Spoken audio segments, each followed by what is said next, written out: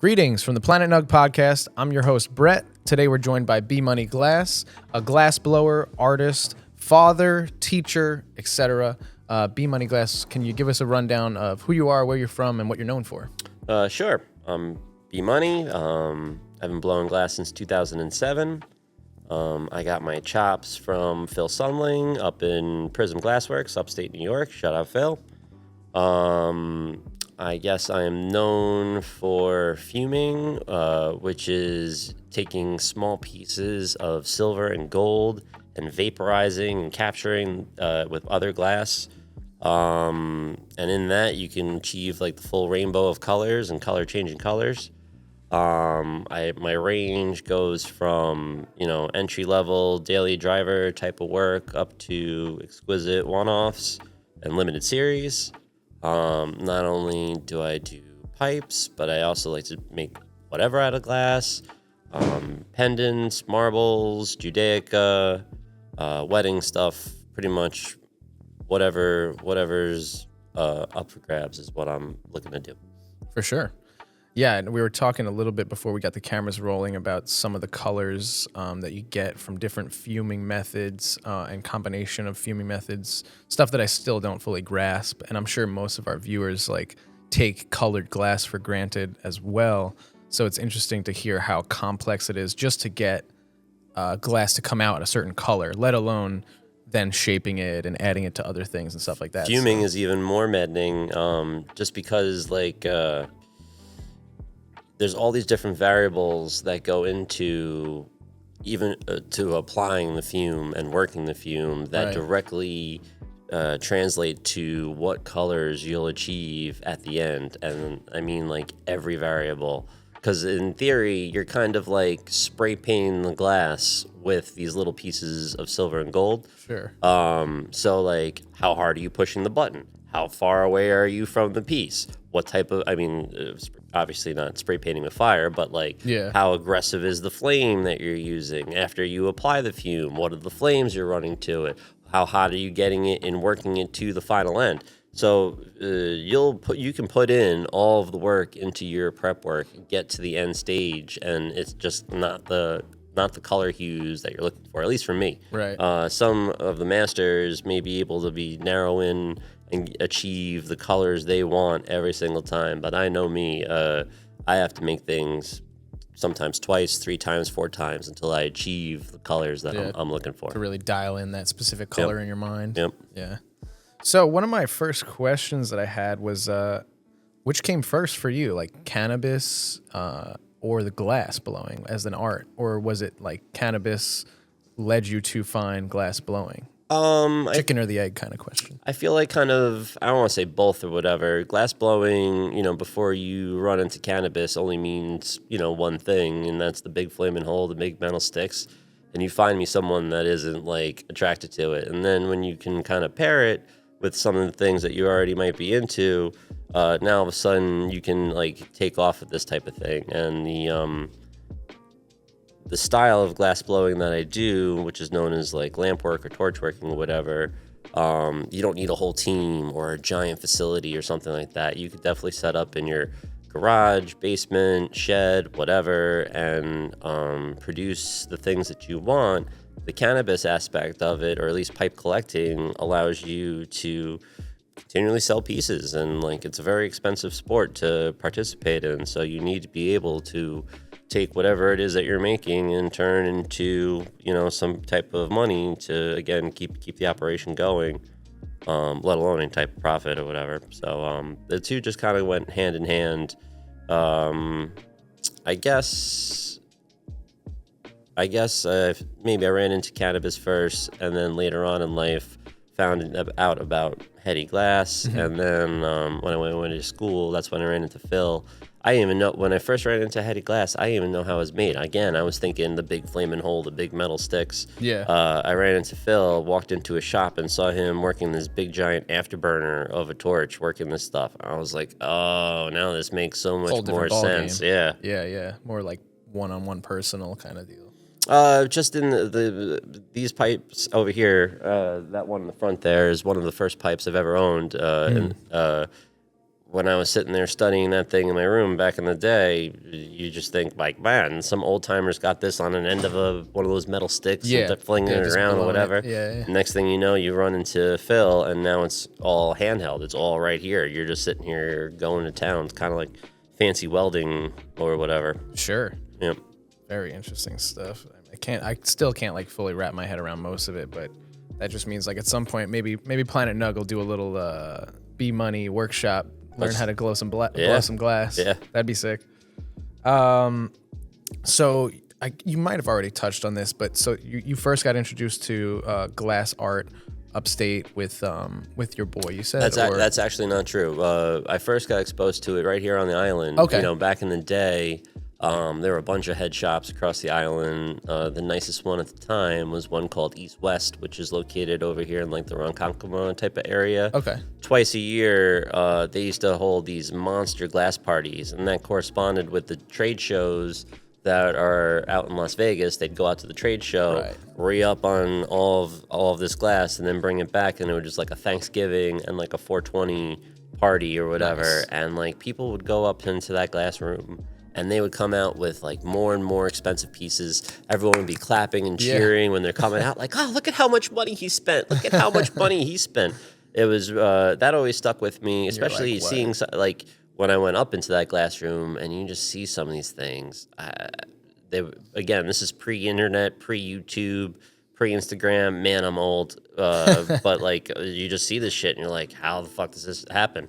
I remember one time in particular during one of these parties, this guy was looking at a reversal line work dry pipe or something like that. And that just means those like bright, vibrant colors that go back and forth and like swishy swashy all over the place. Right. And I remember one guy, like two guys were talking, and one guy was like, "Oh, I don't know how these colors are made." And one guy kept going like, "Oh, it's painted glass. It's painted glass," meaning someone sitting there hand painted. Yeah. At the time, I had no idea how it was made, but I can tell you one thing: it wasn't painted on there. Yeah. You know what I mean? It's like in there. Exactly. So it's just glass is just a huge enigma, and no one.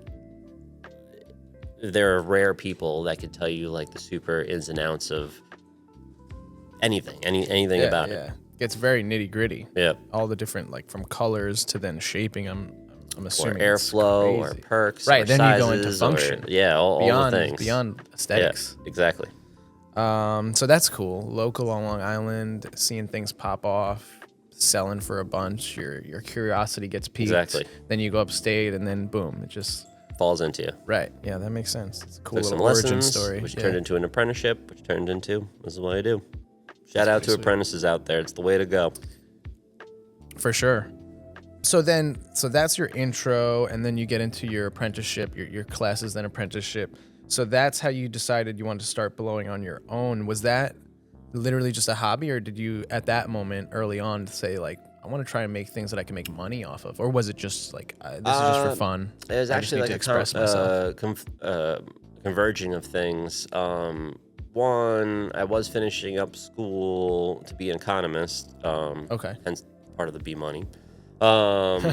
that's funny. And I was graduating right at 2008 or 9 or whatever, right at the giant market collapse. So no one was really hiring economics majors. Right. I was also in a very severe car accident where shit. snapped my leg and a whole bunch of other stuff. Oh man, sorry to hear about that. It's okay. I'm here talking with you. Hell yeah. But in that time, I was still able to haul my ass up to the studio, prop myself into a chair, and sit there and work a little bit while I was still on the mend on the DL. That was probably a big outlet for you if you Oh, were yeah. incapacitated. At the Oh moment.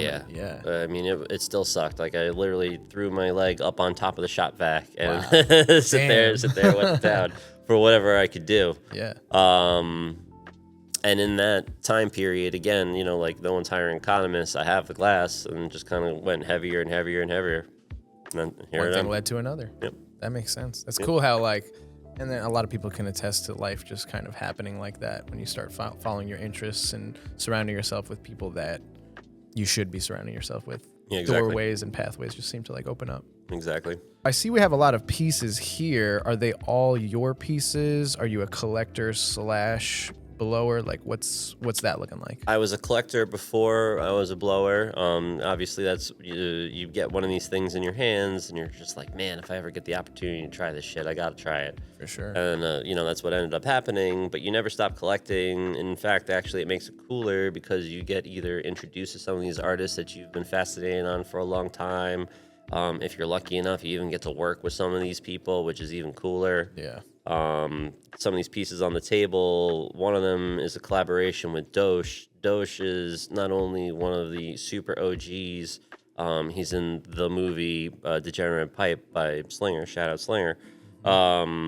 But having the chance to work with him, he's a nomad. He just lives in his trailer, moves throughout the country, all that type of stuff. You got to be at the right place at the right time in order to catch him. A living legend. Yeah, exactly. There's no way I'm going to be selling that piece. Or like when we came up to it, didn't even see the market. I just bought him out of it.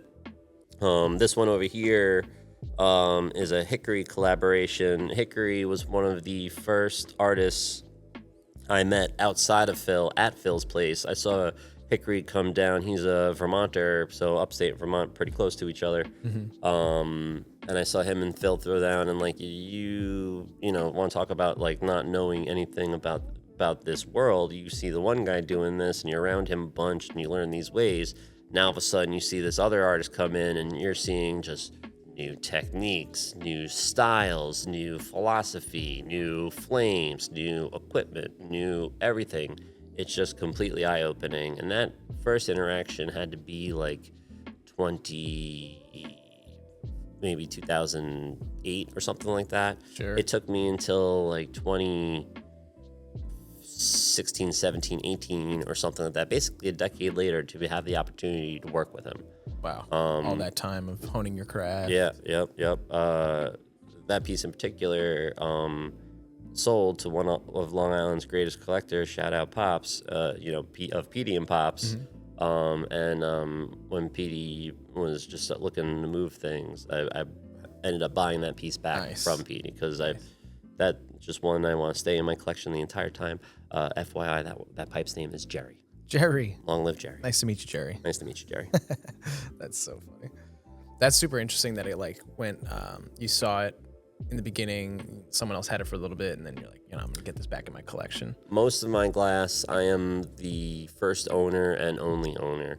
That is one of the rare pieces that I got on the like secondary market, so to speak. Generally, I like to buy artist direct, or when I was a civilian, from shops or whatever. Yeah. So this is a cool one I have. So I noticed, you have that horn style going on. You have recently dived into doing the Jewish wedding glass pieces. Yep. What is it like for you when you have a new idea? What's your like creative process like for a piece, whether it's a daily driver, like you said, or a something a little bit nicer, a little bit more high end, one of one? Does it come up with like an idea in your head first, or do you see something in the real world that triggers something? What's that creative process looking like? I'd probably say a mix. The wedding glass stuff, no one needs glass. It's definitely an art. It's definitely, something people have to want to get into or want to seek out.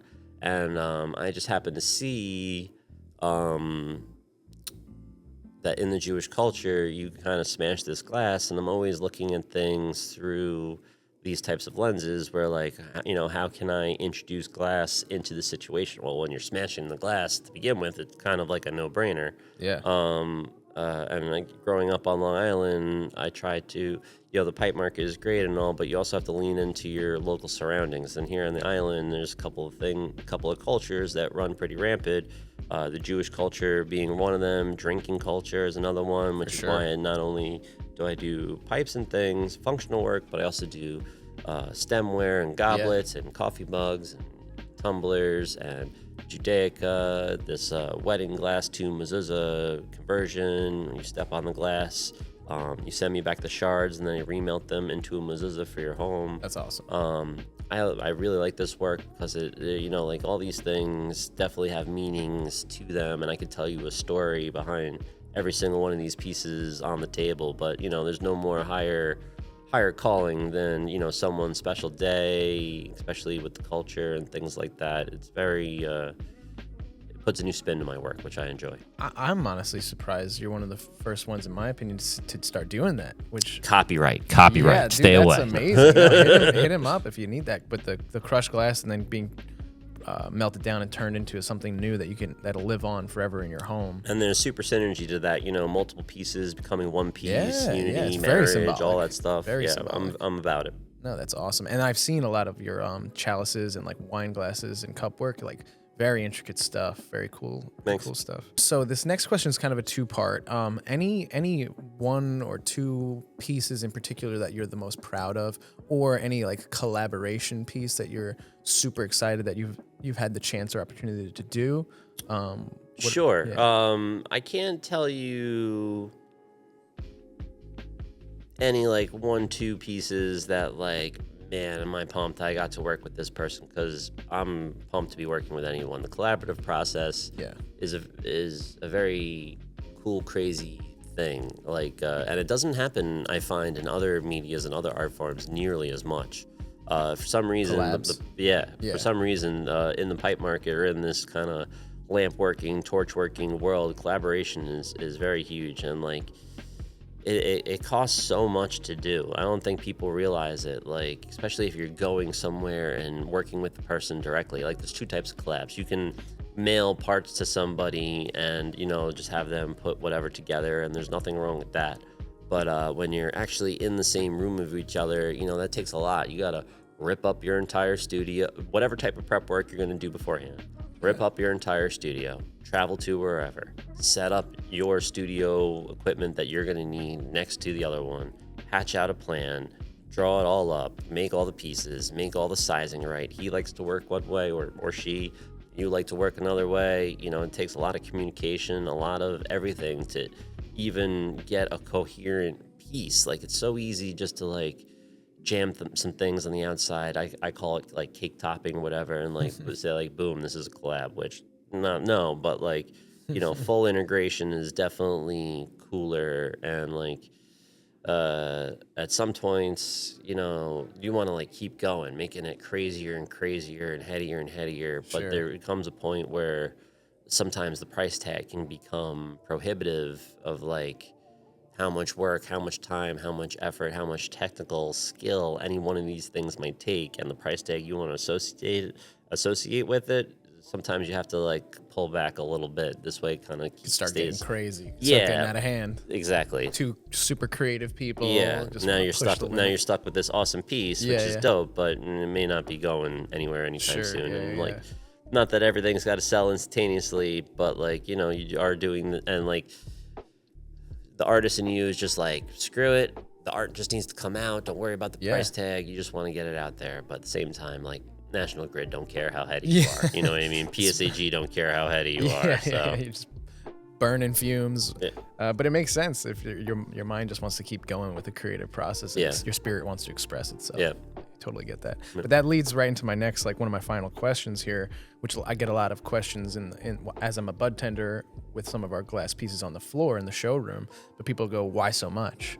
And for different pieces, it kind of has a different explanation. But you just touched on some of it: collaborations with all that different intricate work, all that time, all that literal money for electricity or fumes or glass or whatever. But if you could touch on to a couple other instances on why it's so much. More, I just meant like, you know, everyone's got bills, and like you want to turn the glass into money so that you can pay the bills, not just like the demands of that makes whatever. sense. Why so much? I mean, like you said, I just went into like what goes into collabing and like the immense effort that goes into it. You guys have one piece here by me and the Wisco Kid, this giant ray gun thing that must have like 100 parts to it, and that took us literally like 2 or 3 days of crushing, of making parts, making drawings, test fitting, tuning, all that type of stuff. And even then, getting one of these things to the finish line, it wants to, you know, you're bending the laws of physics, literally. Some of these colors are, not that they're untested, but like, you know, the glass industry doesn't go through nearly the same type of scrutiny as any type of like ultra industrial type of Right. business or whatever. There's all types of things that just the glass could tell you big F you at literally any moment of time. Just pop. And that's part of why these are so expensive. Just the time and effort it goes into every single one of these pieces. It can be from the cost of materials, prepping up the color, the tens of thousands of hours that it takes to even get to the point that you can be doing this so seamlessly or whatever. Right. The physical toll it takes, how many you can chunk out, like especially as you get up there in age, you just can't sling them out as you used to. Sure. The hours put in for that apprenticeship that you were just exactly. mentioning. Yeah. The functionality of it. There's so many complex seals or complex things going on all at the same time. So many boxes you got to check. If this was food, it would be so insanely expensive. If you watched one of those like cooking shows about how each one of the processes that it takes to make any single one of these pieces, not to say you'd be out of business, but like it'd be the most expensive dinner Some you've Michelin ever sat star down. glass right there. Yeah, that exactly. makes a lot of sense. Exactly. Shoot, I had something there for a second. But yeah, that definitely makes sense. There's definitely so much that even I am unfamiliar with that goes into most of this, and I'm still learning every time I talk to a glass artist, or hop on Instagram and I see some new things being thrown together. Like we were just talking earlier about this Kurt B. Amorpheus window. That's the name of the series of this piece. Right. The vase looking one. Vase looking one. That blue is something called blue collar blue, which is Kurt's own mix, which he does in the furnace to create his own hue of blue. So that's not a blue you could buy right off the shelf. It's mated with unencased snow white powder. Whites, all of the whites, are very fickle. They like to check and crack and things like that. And if you overheat them or run the wrong flame to them, they can bubble or boil or just turn all types of nasty scuzz. Sure. Not only is this thing perfect, It's but beautiful. It's unencased. Like it's just kind of like a flex of like I can work the flames and work these things as perfectly as I need to without any type of hesitation. Let alone the form in this thing, as we were talking about the shape. If you just looked at it from the back, you would never know it's pipe. It just looks like some beautiful piece of art. Yeah. But then you got to throw in all these crazy scientific welds in order to make this piece into fruition. From flaring this feet, triple seal up at the front where the joint meets the down stem. All that's got to be machined perfect. Our industry, our culture, they're always looking for just like little minuscule whatevers. And generally, handmade joints can have a little bit of wobble to it. This one has zero wobble. Like, it is perfect. Everything about it is 100% perfect. That was the other thing that I was going to say. I just remembered the aesthetic being one hard task, getting that uncased white, like you said, with that blue. That's a special blue that it's his blue. It's nobody else's blue. Yep. And then on top of that, like you were just saying, the function. The function is one thing that's super hard to get down, and the way it fits and sits, and then the colors and the combo of the colors. It's just like people again. Why so much? The list goes on. The function is a whole nother beast in and of itself. This piece has a 2-hole perk or 2-hole shredder in the bottom of this thing. And there's definitely an equation that goes on for how much diffusion, how much airspace, what this piece is intended to do, what type of flavors you're looking to highlight, all these types of things. The glass blower spends years, tens of thousands of hours dialing in so that it creates this unique experience for the user on the user end or whatever, so they can enjoy, whatever they're partaking in that particular session or whatever. And it's definitely different pieces are tuned differently, and I'm sure collectors will tell you they might reach for this certain piece if they're enjoying this, or that certain piece if they're enjoying that.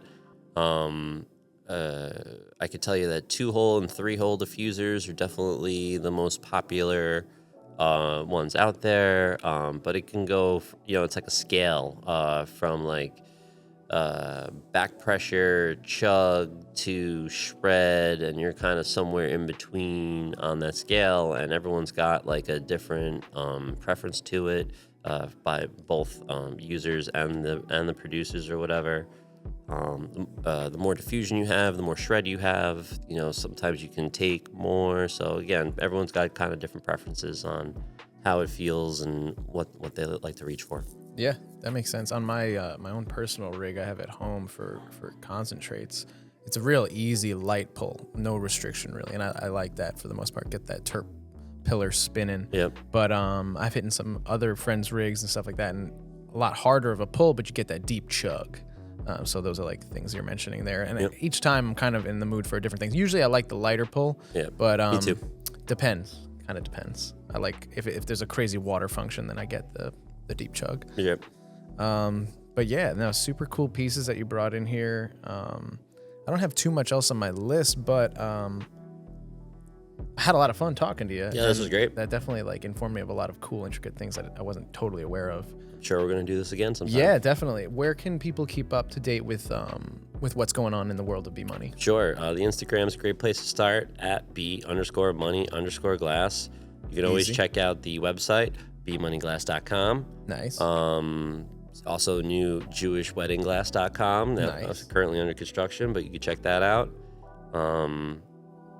You could shop right on there. You can check out my classes.